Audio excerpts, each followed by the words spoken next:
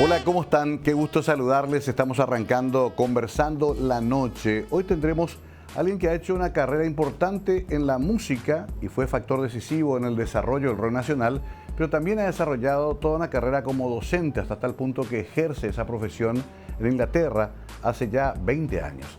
Él es Irán Duarte. Aquí lo vamos a conocer mejor, primero con una semblanza y después con una conversación aquí en Mega TV. Les presentamos a nuestro invitado de esta noche.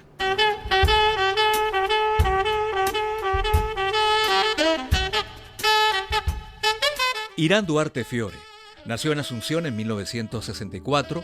Luego de los estudios básicos ingresó a la Facultad de Filosofía de la UNA, graduándose como licenciado en Ciencias de la Comunicación en 1986. Ejerció brevemente el periodismo escrito en la sección Artes y Espectáculos del diario Noticias entre 1988 y 1989. Paralelamente se dedicó a la locución radial hasta mediados de los 90, comenzando en Radio Chaco Boreal FM y pasando luego por Cordillera FM, Curupaytí FM y Cardinal FM.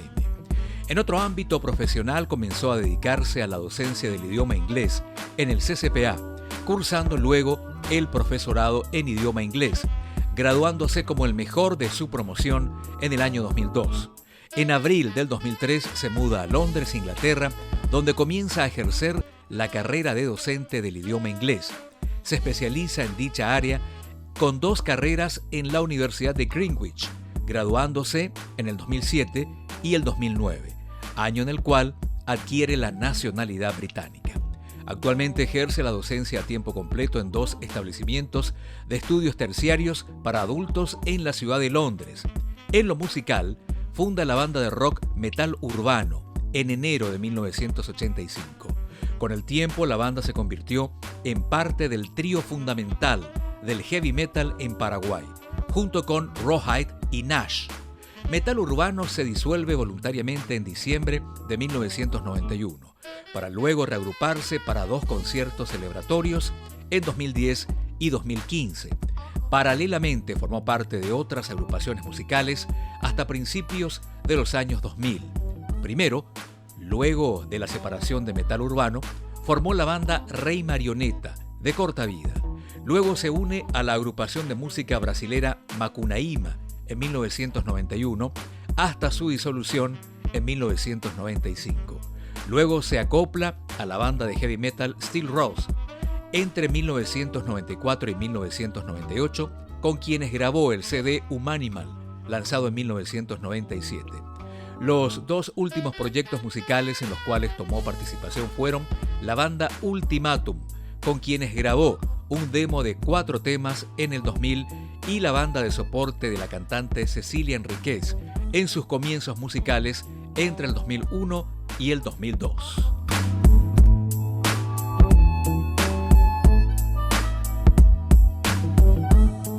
Bueno, un gusto tenerte acá, Irán. ¿Cómo estás, querido amigo? Pero muy bien, Mario. Qué gusto de paso por Paraguay. ¿Y hace 20 años en Inglaterra o fue exagerado?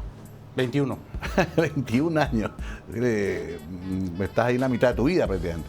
Y cerquita. Un tercio. Un tercio por lo menos. Un tercio de vida. Qué increíble, ¿no? Porque, claro, nos conocemos con Irán de mucho tiempo en aquella movida del rock nacional. Yo siempre les llamo a ustedes la segunda generación, en los 80. En 85 vos aparecés con Metal Urbano. Sí, señor. Así mismo. ¿De dónde aparecen ustedes? ¿Dónde estaban? ¿Qué hacían? ¿De dónde aparece Metal Urbano? Bueno, al principio, Carlos Caballero, bajista y miembro original de Metal Urbano, y yo trabajábamos en la misma oficina. Ajá. Y él me dice, así medio en serio, medio en broma, ¿y si formamos un grupo?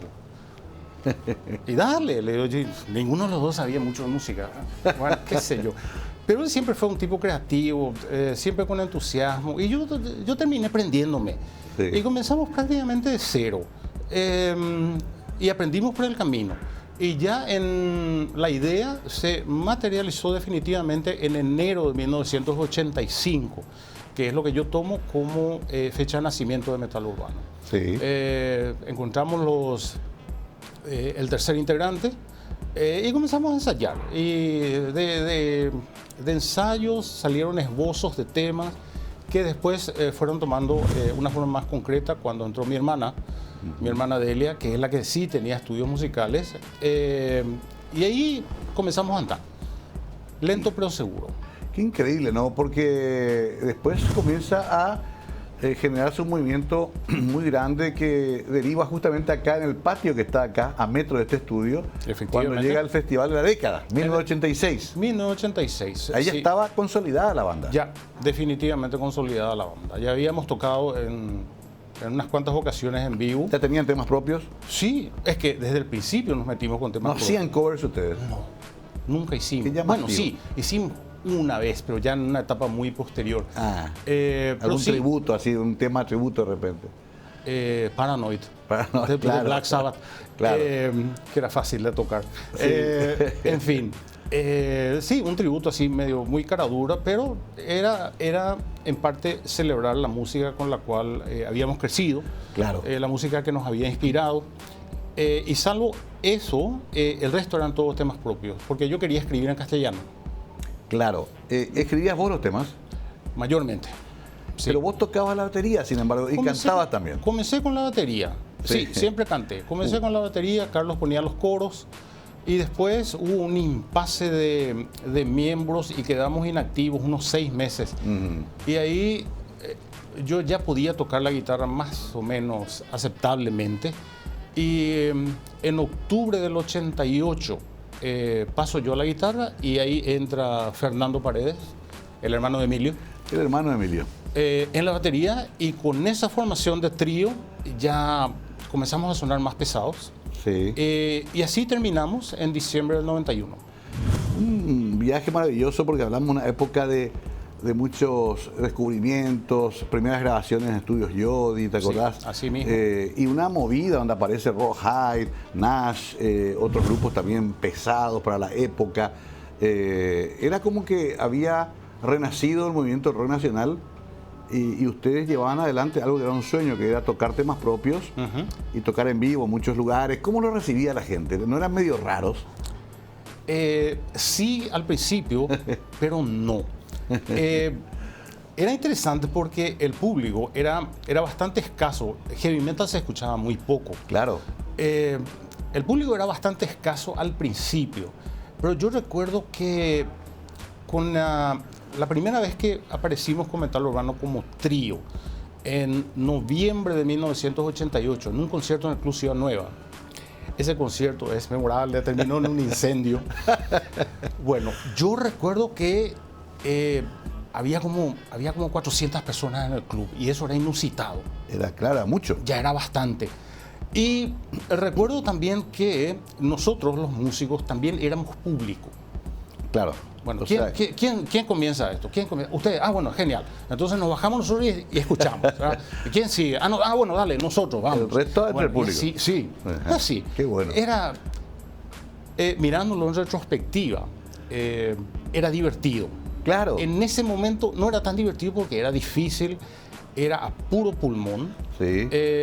Y el costo económico no siempre se recuperaba. Pero bueno, aprendimos un montón. Yo hice amistades que duran hasta ahora. Y yo me siento satisfecho de lo breve pero productivo que fue todo ese movimiento. Cierto, porque prácticamente con eso vos nacés también a la consideración pública. Hasta hoy hay gente que recuerda Metal Urbano, que recuerda esa época, ¿no? Afortunadamente. Igual después haces otras cosas. Quiero después recorrer un poquito tu vida musical y ver cómo se entrelaza con tu otra vida, que es la vida de docente y muy vinculada al inglés. Pero también, leyendo tu biografía, te juro que esto no lo sabía, Irán, somos amigos hace muchos años, sos había sido licenciado en comunicación. Sí, señor. Dígame licenciado. Dígame licenciado. ¿En qué momento estudiaste eso? Bueno, yo entré a la Facultad de Filosofía. De la UNA. Sí, en el año 1983. Mientras estaba ya... Casi, un poco antes de comenzar Metal Urbano. Y termino mis estudios en el tiempo regular de 4 años, en 1986. Ya. Licenciado en Ciencias de la Comunicación. En Itacuta Punta. En periodismo, sí. Sí. en el Colegio Experimental Paraguay Brasil de día. Facultad divertida, ¿eh? Facultad de Ahí, Filosofía sobre todo, ahí de tiene noche, un bar sí. en la esquina que era muy divertido. Pinocho. Cruzando la calle, ¿verdad? Sobre Gobernador Irala. Ese bar, si ese bar pudiera hablar, bueno, sí, era un sitio interesante. Yo creo que, lamentablemente, la enseñanza no era lo que yo esperaba, pero sí tuve un par de profesores, uno de ellos, Emina Nasser de Natalicia, Sí, que me enseñó a volver a leer. claro. A volver a leer un libro, no solamente a leer lo que dice el libro, sino el mensaje que trae el libro, el contexto del libro, Claro. lo que quiere decir el autor entre líneas. Y fue una experiencia fantástica. La otra profesora que recuerdo, Estela Pleyar de Acuña, También, una claro. maestra de las letras. Tía Inca. Sí. Sí, fabulosa. Hasta ahora ella Efectivamente. está, ¿eh? Sí. Una mujer extraordinaria. Me he enterado. Bueno, y fue productivo, conocí gente interesante. Y sí, ese fue mi primer título universitario. A ver, pero también hiciste un poquito de diarios, redacción y sobre todo radio. Se recuerda también tu paso por algunos programas bastante exóticos para la época. ¿Qué hiciste en periodismo? Tuve un breve paso por el diario Noticias te lo voy a decir exactamente, entre mayo del 88 y febrero del 89. Ahí, justo llegando al golpe de Estado. Efectivamente. Una anécdota que recuerdo de eso fue que el amanecer del día del golpe, del cual yo no me enteré, para que te imagines. Me despierto yo en un silencio inusual. Bueno, era 3 de febrero, era feriado. Sí. Y yo tenía que ir a trabajar, arte y espectáculos. ¿Por qué? Porque estaba de visita Luis Miguel. Claro. Y lo traía la red privada de comunicación. la RPC. Sí. Bueno, y yo me las arreglo para llegar al diario y los teléfonos sonaban incesantemente porque nadie sabía mucho. Sí. Todo acababa de suceder y yo recuerdo haber atendido el teléfono y era una voz femenina muy nerviosa que me decía: señor, por favor dígame que Luis Miguel está a salvo. Y yo No le te digo, puedo creer. bueno, mire, Esa señorita, mundial. el país está viviendo momentos trascendentes y a usted le preocupa Luis Miguel. Sí, es que yo, en fin. Bueno, ese tipo de cosas. Qué Bueno, genial. mi paso por el diario de noticias fue breve, pero a la vez comencé radio. Sí. Comencé Chaco Boreal. Le estoy eternamente agradecido a Quique Gamarra porque él me inició en radio. Ah, mira, está con nosotros ahora acá en la media cadena. Lo acabo de ver en Sí. pantalla allá abajo. Sí. Bueno, y eso sí hice durante más de 10 años. Claro, con la pesita del fondo, ¿verdad? La visita del fondo fue lo último. Lo último ya. Lo último. Ah. Ya era mediados de los 90. Con Willy. Con Willy y con Nico Espinosa. Qué equipo. Qué equipo. Ese programa fue un fenómeno de interacción social. Porque era básicamente un programa que no tenía temática. Claro, tema libre. Tema libre, nos reíamos de nuestros propios chistes y la gente, es increíble, la gente se prendió de una manera impresionante.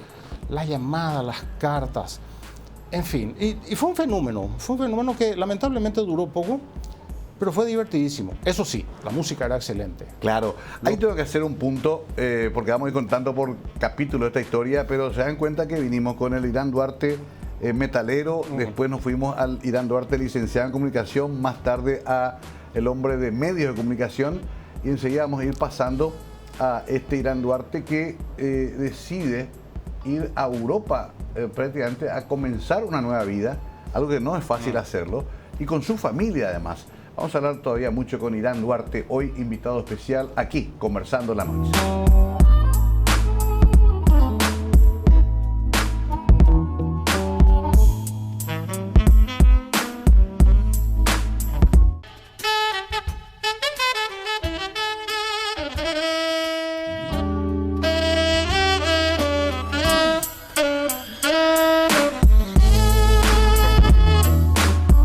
Nuestro invitado de hoy, el profesor Irán Duarte Fiore, está con nosotros acá. Yo vine todo de cuero pensando que él vendría por lo menos con tachas y cadenas, pero me vino más serio que yo.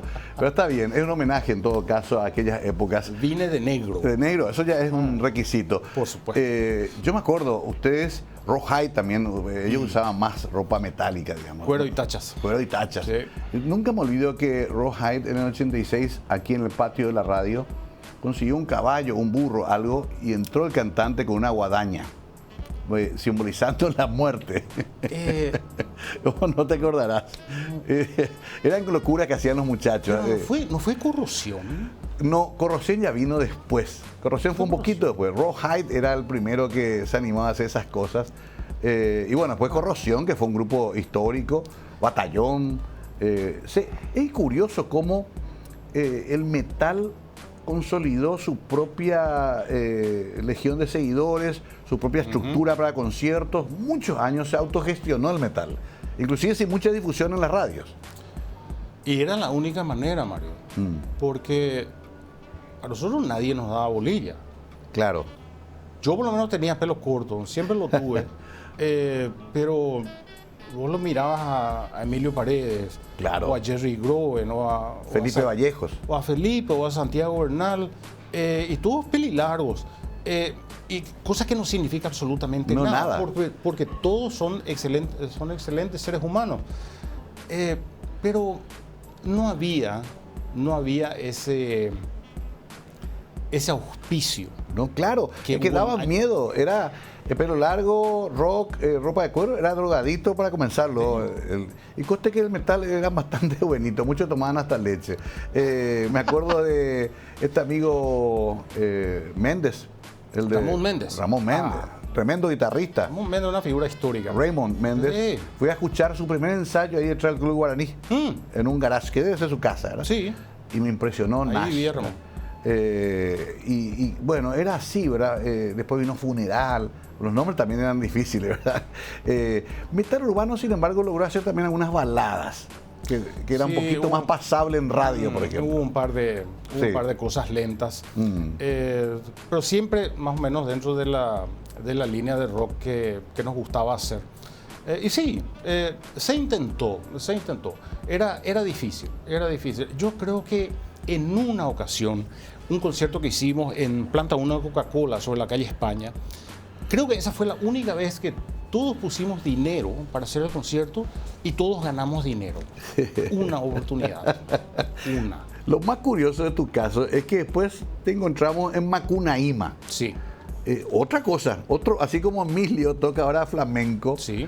vos también tuviste así tu momento de vinculación muy fuerte con la música brasileña. ¿Cómo te fuiste al grupo que estaba Aldo Solalinde?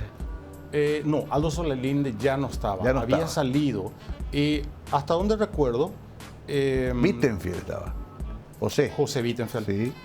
Hasta donde recuerdo, los que quedaban en Macunaíma querían darle una nueva línea, una nueva dimensión al grupo y querían eliminar parte de la percusión tradicional brasilera. Ajá. Y meter una batería. Ajá. Para cubrir un rango más amplio, claro, de música popular brasilera. Bueno, y me llaman a mí y a mí me interesó eso porque era volver a tocar la batería y tocar ritmos diferentes. Claro. Que tuve que aprender un poco. Me atrajo la idea y allá fui y estuve con Macunaíma hasta que terminó, a mediados de los 90 más o menos. Sí, un grupo tradicional, y hay que explicar a la gente que por ahí no vivió esa época. Macunaíma era el grupo por excelencia que tocaba el repertorio de la MPB. Sí. Desde Vinicius, Tom Jobim y compañía, hasta lo que era en ese momento contemporáneo, Caetano, Chico Buarque, los grandes. Gal Costa, Rita Lee, sí. Una música que se escuchó mucho en Paraguay. Y siempre teníamos público. Sí. Fuera donde fuere, sí, a donde íbamos a tocar, teníamos público. Increíble, ¿no? ¿Y vos cantabas también ahí? Sí. ¿En portugués? En portugués, canté un par de cosas. A ver, ahí tenés una cuestión. Portugués, o sea, por herencia. Claro, eso estoy pensando. Siempre te atrajeron los idiomas. El inglés, naturalmente, a todos nos atraía por el tema del rock. Bueno, el portugués fue mi primera lengua, para ser del todo honestos. Mis padres, mi madre paraguaya y mi padre brasilero, se conocieron en Brasil mientras mi madre estaba haciendo una pasantía posterior a sus estudios de nutrición en un hospital en Río. Ok. Bueno, por una cuestión que nunca entendí, según lo que ella me contó, yo nací aquí. Ella vino a darme a luz en Asunción. Sí, se hacía mucho eso. Pero a los 3 meses tuvo que volver porque tenía que seguir con su pasantía. Y cuando volvimos a Paraguay yo tenía 3 años. O sea que cuenta la leyenda que yo comencé a balbucear en portugués. Claro, y escuchabas todo en portugués. Claro. Y después aprendí español. Qué interesante. ¿Y tu papá por qué te pone Irán? ¿Él también era Irán? Sí, Ajá. sí, también. ¿Tiene que ver con el país o no? No, No, ¿verdad? hasta donde yo sé. Bueno, en algunos casos los brasileños tienen nombres muy interesantes. Claro, sí, sí. Y él tenía el mismo nombre. Nunca se me ocurrió preguntarle a mis abuelos paternos el Sí. por qué. ¿Por qué Irán? Ahora, lamentablemente, ya todos están fallecidos y me voy a quedar con la duda. Porque hay Irán con H. Sí. Irán Delegado von Leppel, por ejemplo. Sí, irán con M, Con M también hay. Sí. Pero el tuyo es Irán como el país. como el país. ¿Qué problema con tu pasaporte? La primera vez que fui a los Estados Unidos, sí, fue un tema. Miraron un poco, ¿no? Sí. Este es su nombre. Sí. ¿Estás seguro? Nombre Irán, nacionalidad paraguaya. Nacionalidad paraguaya. A ver, ese viaje que hiciste entre la música y los medios, me decías fuera de cámara que la piecita tuvo también una trayectoria desde Curupaytí, Curupaytí. la vieja Curupaytí, Sí. ahí en el barrio Bernardino Caballero. ahí, Efectivamente. que todos fuimos también ahí alguna vez. Ahí Choni Calderón Choni Calderón manejaba Radio Curupaytí en aquel entonces. Después ella fue lo suficientemente gentil, me dio un espacio de jazz los domingos a la mañana. Ajá. Y después la piecita, no recuerdo por qué razón, fue a parar a Radio Cardinal. Y allí terminó. Ahí terminó. Ahí terminó. En Cardinal FM. Sí, Y me decías, antes estaba mi primo, Julio Manuel González Cabello, efectivamente. con su reloj que no tuvo tiempo. Que no tuvo tiempo. Me imagino nomás el despelote de domingo, porque entre Julio, que es medio acelerado, y ustedes que iban con un tema libre. Más acelerado. Más acelerado, claro. ¿Y cómo era esa relación con Nico y con Willy? Mira, ¿cómo te puedo decir? Mentes similares no necesitan mucha introducción. Nicodemo Espinosa, a quien tengo como amigo desde hace 50 años, imagínate. Ayer estuvimos en su casa. ¿En serio? Comimos ¿Acá en mucho. Villaliza? Sí, comimos mucho, nos reímos mucho más. Es, a mi modo de ver, uno de los artistas más completos en Paraguay. Él ha incursionado en todo: pintura, dibujo, escultura, serigrafía. Sí. Me contó que está preparando una muestra que no puedo revelar mucho, pero va a ser muy original. Qué interesante. Y Willy, como músico, a mí siempre me atrajo él, porque era un tipo de un cerebro constantemente creativo. Cierto. Y él tiene muchísima educación musical. Me Sí. contó Willy, cuando nos poníamos al día en nuestras respectivas vidas, que él estudió muchísimo en la Argentina y en un determinado momento él no se encontraba satisfecho con todo lo que ya había aprendido y volvió al conservatorio o instituto, o no recuerdo qué era, para estudiar más. Y creo que estudió dirección orquestal y percusión. Claro. Una combinación muy extraña. Bueno, y ese tipo de cosas hacen de Willy la persona peculiar que es. Bueno, y tres mentes y yo. Bueno, un trío de locos descosidos. Y era una linda manera de terminar el domingo. ¿Por qué llevaban vinilos? Ya, sí, Y mitad después y mitad. compact, sí, ya. O sea, lo que había. Eso sí, Sí. era la música que a nosotros Le nos gustaba. No había ¿verdad? ninguna imposición. No aceptábamos pedidos musicales de ninguna naturaleza. Como decía Willy, al que no le gusta, que cambie, que mueva el dial o apague la radio. Y así, bueno. Y digo que era una manera interesante de terminar el domingo, porque íbamos hasta medianoche. Comenzábamos a las 9, creo, y íbamos hasta medianoche. Eran 3 horas que pasaban volando. Claro. Sí, yo fui oyente también. Además, domingo siempre fue un espacio, un lugar para la música alternativa. Ya Relámpago de Medianoche había surgido un Sí, domingo. surgió aquí. Nosotros habíamos hecho ómnibus en los años 80 al principio, ómnibus mágicos. Rodrigo Carvalho también estuvo con ustedes, o estuvo antes. Rodrigo Carvalho iba como invitado. Sí. Y él protagonizaba un personaje, el coreano Kim. El coreano Kim que venía a cobrar la ropa que había vendido. Por En eso cuotas. me Claro. entiendo. Bueno. Rodrigo, que era un gran, pero en ese momento era uno de los impulsores del movimiento también del rock, escribiendo en los diarios, comentando. Rodrigo es un pilar. Un pilar. Realmente. Una fuente de conocimientos increíble y un muchacho extremadamente culto. Sí, leído. Totalmente, coincido contigo. Muy leído. A ver, entonces Rodrigo era el coreano Kim. Sí. Yo no sabía tampoco eso. Me acuerdo del personaje, no sabía que era Rodrigo. Sí, Venía a cobrar la cuota. Venía a cobrar las cuotas de las ropas que vendía. Bueno. Y teníamos a Ñamaena, ¿verdad? Que era la dueña de la dueña de la piecita, ¿verdad?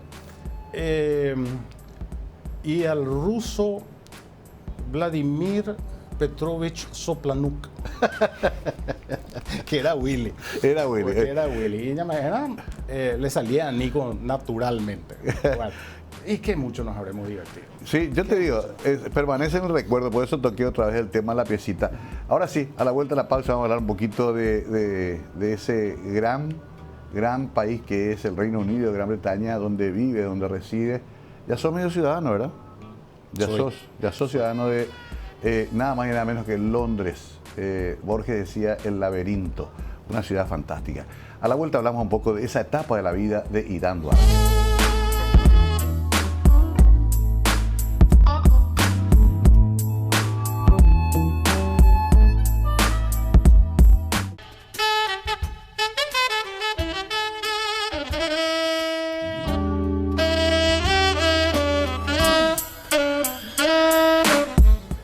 Estamos aquí en una especie de piecita del fondo televisiva con Irán Duarte, que está de paso por Paraguay. Él reside en Londres, me decías, hace 21 años. A ver, ¿qué pasó de repente? ¿Cómo? Mirá que todos lo pensamos alguna vez. ¿Qué pasó de repente? Que de repente comenzaste otra vez tu vida prácticamente de nuevo en un lugar tan hermoso pero difícil como puede ser Londres. Sí. ¿Cómo decidieron eso con tu señora? Bueno, en realidad lo decidió ella. Ah. Porque mi esposa Graciela trabajaba en aquel entonces para Lloyds TSB, Okay. lo que era Banco de Londres. Sí. Bueno, y trabajaba en el departamento de banca internacional. Viajaba mucho. Conocía un montón de gente, la conocían a ella afuera. Sí. Y un buen día viene un ejecutivo de casa matriz de Londres y le dice, tenemos un empleo para el cual usted tiene el perfil exacto. ¿Le interesa? Sí. Y después ella me lo dijo a mí. Ay. Y bueno, vamos. ¿Hijo ya había nacido? No, todavía no. Ah, no. Entonces, Es más fácil también, entonces. Sí. Entonces, ella parte en noviembre del 2002. Yo estaba haciendo mi profesorado en lengua inglesa en el CCPA/Universidad Católica. Y yo sabía que ese título me iba a servir allá. Sí. Y me quedé hasta terminarlo. Ajá. Y yo viajé en abril del 2003. Y desde ese entonces estamos allá. Ella llegó y 2 días después ya estaba trabajando. Claro. Yo... Obviamente ya manejaba el inglés también perfectamente. Sí. Yo tuve que buscar empleo. Empecé buscando un empleo como profesor de español porque me parecía sumamente pretencioso enseñar inglés en Inglaterra. Claro. Venderle naranja a los paraguayos, dicen en Argentina. Y después me di cuenta de que la mayor cantidad de profesores de inglés para extranjeros Sí.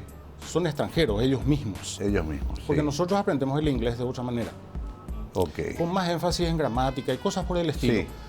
Cosas que los ingleses no estudian en el colegio o escuela. Cierto. Estudian como nosotros estudiamos el castellano, más Ya o menos. se da por sobreentendido ya algún tipo. Exacto. Nosotros necesitamos hacer todo el recorrido del idioma. Exacto. Tipo English as a second language. Sí, En Estados Unidos se dice así. Esa es una variante. La mía es ESOL, ESOL, English for Speakers of Other Languages. Ah, mira, un concepto también diferente, parecido, entiendo. O sea, voy a tener otras lenguas maternas Sí. y vas a aprender inglés. Exacto. Y hay un mercado grande, ya había Enorme, sido que... enorme, Claro, enorme. ahí te encontraste con una sorpresa. Y sí, en ese momento, ya a los mes y medio y no me salía nada, yo decidí también postularme a puestos de profesores de inglés, que al final de cuentas es lo que hacía en el CCPA antes de irme. Claro. Entonces dije, ¿por qué no? Bueno, y me salió una entrevista de trabajo para enseñar inglés en una prisión. Eso es fabuloso. Cuando vos me escribiste o no sé cómo me avisaste, estoy en la cárcel, dije, bueno, ya está, ya terminó ya fue. Se queda preso en Inglaterra. Estabas enseñando en una prisión, sí. Además una prisión grande, importante. Sí. Bueno, es un porcentaje numérico que no habla muy bien de Londres, digo yo, porque dentro de lo que es el Gran Londres Sí. hay 7 prisiones, Sí, lo cual ya es bastante. es mucho, sí. Y todas están llenas. Bueno, fui a parar allí, algo obviamente completamente diferente a cualquier otra cosa que yo haya experimentado hasta entonces. Cambié mi modo de enseñar porque tenía que adaptarme a mi clientela. Claro. Bueno, y estuve en esa prisión, en la prisión de Brixton, que está en el sur de Londres. Estuve un año ahí y luego fui a una prisión que está en el oeste de Londres, llamada Wormwood Scrubs. Y ahí estuve 17 años. Qué increíble, ¿no? 17 O años. sea, ¿y quién te contrató a vos? Bueno, mi primer patrón fue una empresa llamada Reed, que eran los encargados de explotar el departamento de educación en la primera prisión en donde trabajé, en Brixton. ¿Son tercerizados los servicios? Sí. No es que el Estado te contrata. Bueno, el Estado licita. Licita, ok. Entonces uno presenta su oferta y el que presenta la mejor oferta gana la provisión de. Pero el de que la te educación. contrata a vos es el que provee. El que provee. Ok. Sí, no me contrata el Estado. Entiendo. El que provee. ¿Y esa misma empresa te lleva después a la otra prisión donde te quedaste? No, yo decidí postularme Ajá. a otro puesto, salario mejor prisión. Sí, Suena raro. Sí, ya era más selectivo en aquel entonces. Después de un año ya sabía más dónde estaba pisando. Claro. Y allá fui, a la prisión de Wormwood Scrubs, en donde estuvo gente famosa. Pete Doherty. El famoso Sí, Pete Doherty. Pete sí. Doherty. Y creo, si no me equivoco, que Boris Becker también estuvo en esa prisión. También lo llevaban. Recientemente, por una cuestión de fraude fue el caso de él, pero yo ya no estaba. Ya no estaba, sí. Bueno, y en Wormwood Scrubs estuve, como te dije, 17 años, menos el tiempo que estuvimos en Japón. Resulta difícil de entenderlo para algunas personas, pero entre mis alumnos conocí personas fantásticas, tipos increíbles que cometieron un error en la vida Claro. y fueron a parar a la cárcel. ¿Por qué estudiaban inglés? Y porque todos eran extranjeros, ¿De dónde eran? pero de todos sitios, Mario. De todos sitios. De todos sitios. Cuando yo entré a esa segunda prisión en donde continué toda mi carrera en educación penal, había un gran porcentaje de latinos, venezolanos, colombianos. Mira vos. Bueno, y los contingentes de nacionalidades iban y venían por épocas.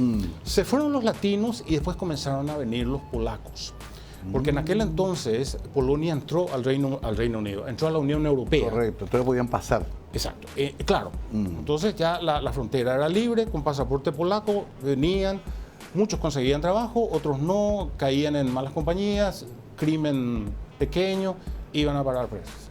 Después sucedió lo mismo con Lituania, cuando entró Claro. a la Unión Europea, vinieron los lituanos a la prisión, y después los chinos. Y así iban y venían por nacionalidades. Cada uno con su acento y con su lengua madre Por supuesto. distinta. Pero la cuestión va más allá, porque yo tuve el honor, en algunos casos, de ser el primer profesor que alguno de esos hombres tuvo en sus vidas. En general. En general. Qué increíble, ¿no? Claro. En todo caso, hombres rudos, duros.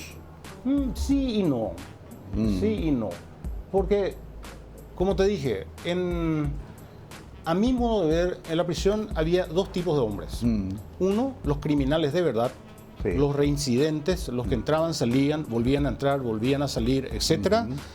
Y las personas que cometieron errores Claro. en la vida. ¿no? Porque una persona que, por ejemplo, viene de un país X y antes se las arregla para cruzar al país vecino, en donde compra un pasaporte falso y con ese pasaporte compra un boleto de avión para ir a Inglaterra y en el medio del vuelo destruye el pasaporte, aterriza en Londres y lo primero que hace es pedir asilo político sin documentos.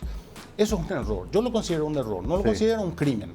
Pero allá se castiga. Claro, porque el agente de inmigración generalmente lo recibe. Bueno, perfecto, aquí está la solicitud de asilo político, pero mientras tanto usted va preso por intentar entrar al Reino Unido sin un documento de identificación válido. O sea, ese no es un criminal. No es un criminal, es un no es una hombre- persona que mata a alguien. Claro. Muchos también desesperados por mejorar su calidad de vida, ¿no? Absolutamente. En la mayor parte de los casos, entre mis alumnos, los había más o menos de dos tendencias. Estaban los presos por contrabando de drogas Sí, o los presos por delitos migratorios. ok. Más o menos en esas dos categorías. Pero habrás tenido también en tantos años alguno que otro homicida.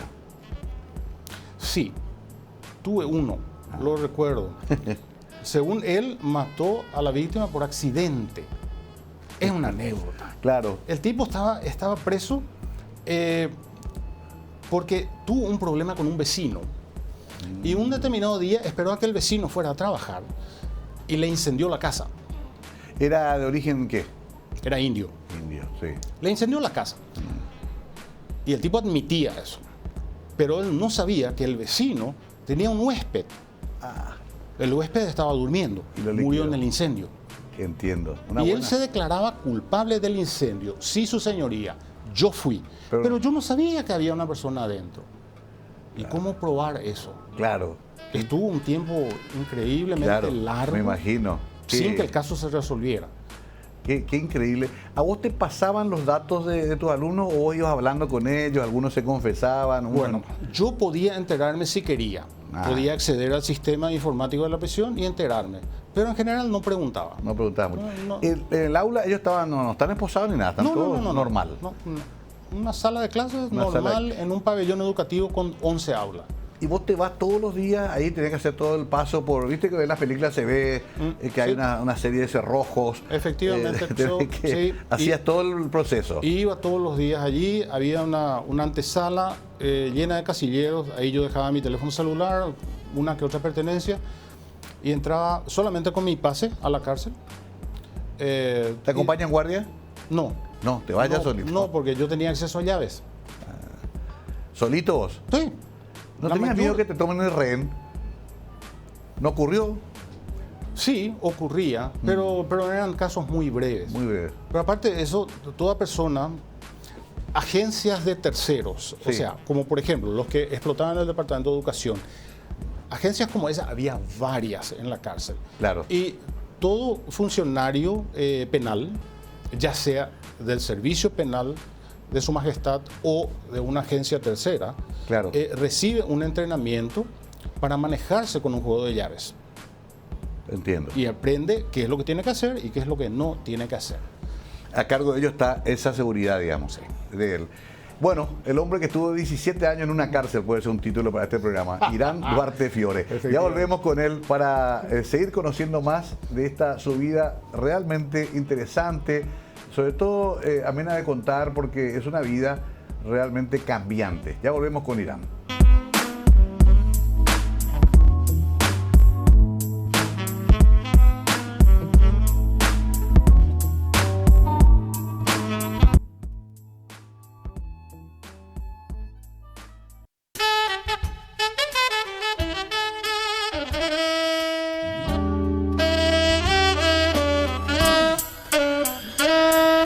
Seguimos con Irán Duarte Fiore. Fiore es tu mamá. Sí. ¿Ella vive todavía? No. ¿Ya se fueron los dos? Sí. Ya está sin papá y mamá. En el 2008. En el 2008 se fue tu mamá. No, estaba pensando tu anécdota. La del sur me es fácil, Brixton. Brixton. Es muy famoso luego Brixton. Es un lugar de pelea. En la historia del rock aparece mucho Brixton. Sí. Zona brava solía ser. Y Sigue siendo. La otra al norte, Al oeste. al oeste. Wormwood Scrubs. Esa me cuesta más. ¿Cómo se llama? Wormwood Scrubs. Te confieso algo. Me fui 2 veces a Londres. Hice Escocia e Irlanda. Y Liverpool, por supuesto, 2 veces. En algunos lugares me costó mi inglés yankee con sonido a vaquero del medio oeste. Y algunos taxistas me miraban con desprecio, inclusive. Y en Escocia directamente ya me pareció alemán. Ah, En Escocia ya me pareció, en Glasgow y en Edimburgo ya me pareció. En Irlanda no tanto, además el irlandés es más afable, Sí. sobre todo en Dublín. Pero me costó en algunos barrios de Londres. ¿Vos cómo fuiste adaptando tu inglés al sonido? Que además hay varios acentos. hay muchísimos. Bueno, ese es un proceso natural en una persona que aprende a hablar un segundo o un tercer idioma. Y es el hecho de acostumbrarse al register, como se dice en inglés. Y eso incluye el vocabulario y el acento. El acento. Entonces, es una cuestión básicamente de costumbre. Entonces, cuanto uno más escucha, Sí. más se adapta. Al principio fue difícil. Y hasta ahora, en algunos casos, me cuesta. Claro. Hay algunas gentes que tienen un acento increíble. Fuimos todos muy fascinados por Peaky Blinders, por ejemplo. Ah, sí, Birmingham. Sí, Birmingham. Y nos encantaba, pero qué difícil, era muy bien trabajado el tema de los acentos. A veces hasta parece que ellos a propósito le ponen más acento a su inglés. Puede ser. Yo creo que en ese caso el entrenador de acentos hace un trabajo increíble. Porque, ¿cómo es que se llama? Cillian Murphy, Sí. que no es de Birmingham, no recuerdo exactamente de dónde es. Claro, tuvieron que enseñarle el acento. Sí, y su papel en esa serie fue fantástico. Fantástico, sí. Hay un famoso acento Cockney también, que se dice... ¿El Cockney? Sí, Sí. eso. El Cockney es un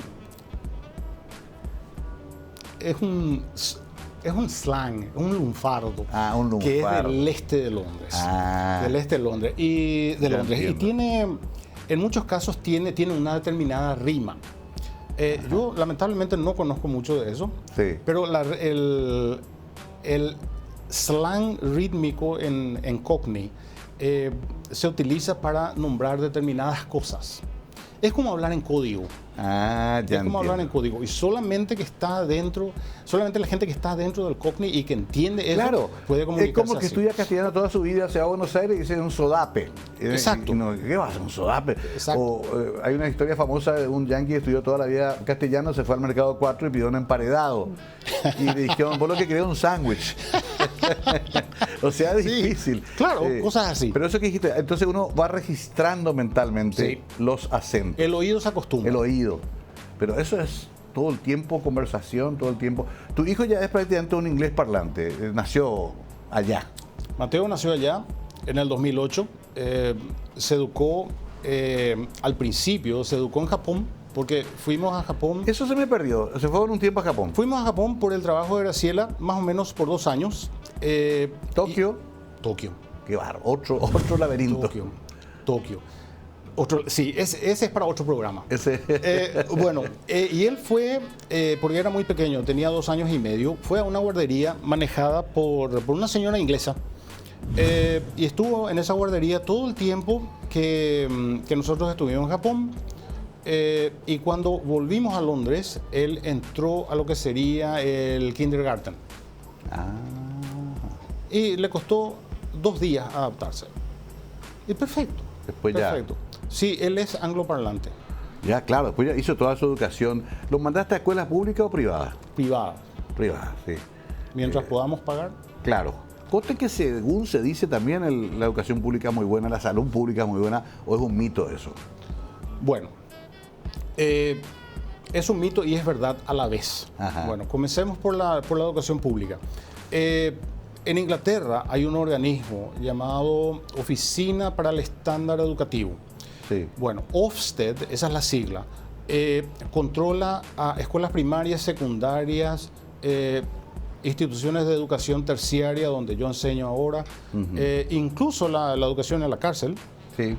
Todo Está eso- supervisado por sí, ellos. todo eso está controlado por Ofsted. Bueno, y cada cierto tiempo se hace una inspección. Se anuncia una inspección con Ajá. 48 horas de anticipación, Sí, nada más. Nada más. Y cae el inspector, se quedan 3, 4 días, dependiendo de qué clase de inspección sea, y ahí se elaboran ciertos parámetros. Bueno, aquí estás bien, aquí tenés que mejorar, aquí estás excelente, y de acuerdo al resultado de la inspección, la siguiente inspección puede tardar 6 meses o 1 año.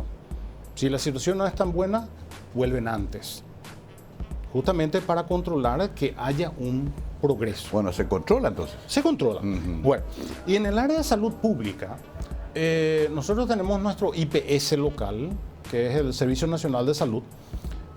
Fue fundado en el año 1948, después de la Segunda Guerra Mundial, y lo financiamos nosotros con una parte de nuestros salarios. Sí. ¿Cómo funciona cualquier Ok.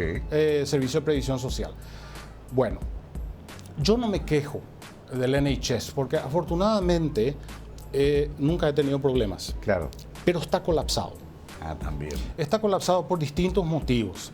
Uno de ellos es, por increíble que parezca, déficit presupuestario, mala administración de recursos, y cada gobierno nuevo que asume establece al NHS como una prioridad. Bueno, y la historia vuelve a repetirse porque tenemos un nuevo gobierno que asumió el 4 de julio pasado, es gobierno laborista. Después de mucho tiempo. Sí, después de 14 años de gobierno conservador. Y el NHS es una prioridad, porque claro, hay que ponerlo en línea, porque es inadmisible que una persona vaya a la parte de urgencias y tenga que esperar 6 horas. Me suena conocido. Sí, bueno. Entiendo, qué bueno que lo cuentes así, porque acá se tiene la fantasía de que acá hacemos todo mal y allá está todo bien. Y nunca es tan así tampoco. No es cierto. Pero de todas maneras, digamos que un país más ordenado, obviamente. Claro, funciona mejor, pero no es óptimo. Comparado con lo que aprendí, comparado con otros países más al norte, Dinamarca, Suecia, Noruega, el Reino Unido todavía está muy por detrás. Esos países son mucho mejores. Sí, están ya mucho más organizados. Bueno, se me va acabando el tiempo. Sí, Japón vamos a hacer otra entrevista, evidentemente, porque eso sí que es un... a ver, redondeando las cosas, no se arrepintieron de haber tomado esa decisión de irse. En un momento dado nos dijeron, che, mejor extraño Paraguay, Texagaú. Mira, francamente, creo que hablo también por mi esposa, creo que nunca hemos mirado atrás. Eso es importante. El único factor es el familiar. En el caso de ella, un poco más pesado, porque su familia es grande, son muy cercanos, y yo he ido perdiendo familia. Claro. Entonces había menos acá que te hace, digamos. Ella tiene... ¿Cómo se llama ella? Graciela Arce. Graciela Arce, un abrazo para ella. Pero eso que dijiste es clave. Si te vas para atrás, estar todo el día pensando lo que dejaste... ¿Para qué te fuiste? Es imposible, ¿no? Es imposible. Hay que hacer como un corte. Absolutamente. Pero es duro. Sí, seguro. Es duro. Además, no siempre viniste como estás viniendo ahora. Mucho tiempo dejaste de venir.